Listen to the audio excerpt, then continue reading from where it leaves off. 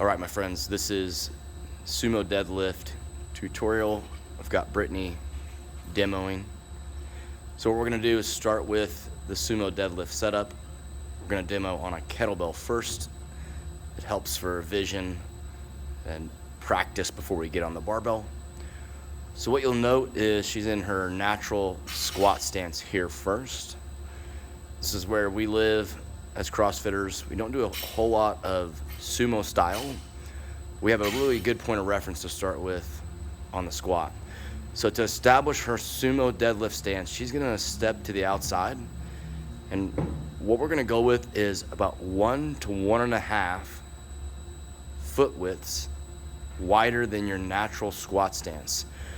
So it needs to be said, this is not near as wide as I've normally taught this, and it doesn't feel or look as wide as most of you have likely done this before.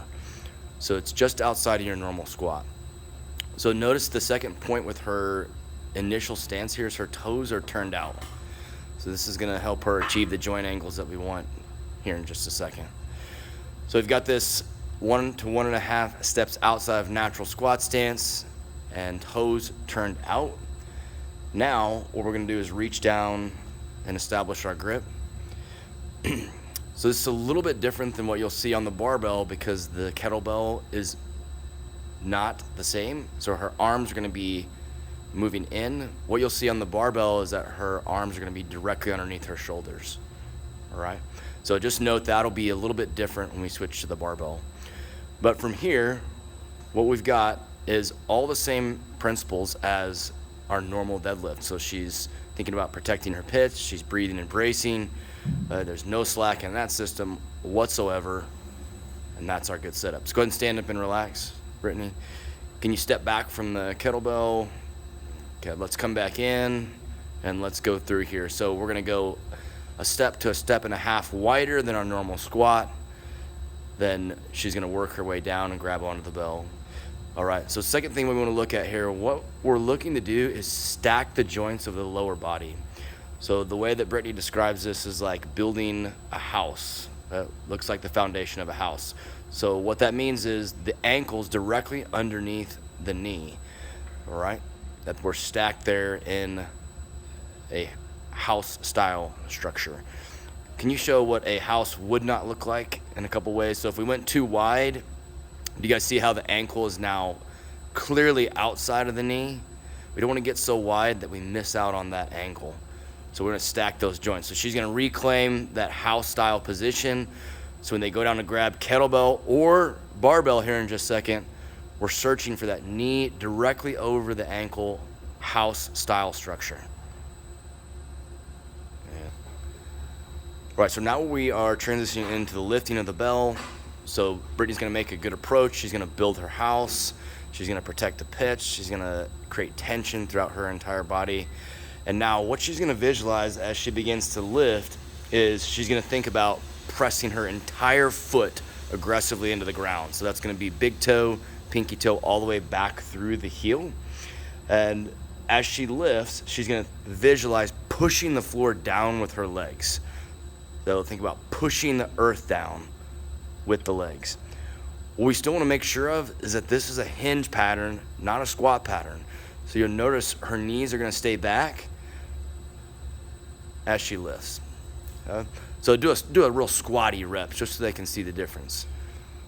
So note how the knee's now pushing in front of the load and that hinge pattern is replaced by a squat pattern. We don't want that. Can you do one more like that, please? Don't want the real squatty sumo deads. It's a little squattier pattern, yes, but it's still a hinge at its heart. What I like to think about in the finish is bringing the hips to the bell and the bell to the hips. So I'm pushing down through the floor and then I'm visualizing hips to bell, bell to hips. And pause. All right, so we're making the transition to the barbell now. So Brittany's gonna come in and set up. What you're gonna see is she's gonna be just a couple steps wider, 1 to 1.5 to be exact, from her natural squat stance. She's gonna make the house. She's gonna stack the joints. The knee is gonna be stacked directly over the ankle. She's gonna have her toes out, and now note the difference in her arm position and hand position on the barbell. So because the load is now a barbell, the wrist is gonna be directly underneath the shoulder. She's got those joints stacked as well. Go ahead and stand up, Brittany. Okay. So now we're gonna focus on the actual lifting portion. She built the house, she's got toes out, she's got the wrist directly underneath the shoulders. So she's gonna execute this lift. She's gonna take all the slack out, protect the pits, breathe and brace, mimics that traditional deadlift, driving the full foot aggressively into the ground, pushing that floor down and away with her legs. Watch her knees, how they clearly stay behind the barbell, executing a hinge-based pattern. And then as she lifts, she's visualizing hips to bar, bar to hips to finish. I want to go over to the side just a second to show you guys this finish position. So what you're gonna note here is this is an aggressive glute squeeze. Go ahead and do a couple reps, Brittany. Where she's essentially in a standing plank right there. She's straight up, butt squeezed, abs down and tight, rock solid. Can you do a couple where you really overextend? We're avoiding this. There we go, that's what I'm talking about. Oh. Yeah. See the shoulders clearly get behind the hips, don't want that. And pause.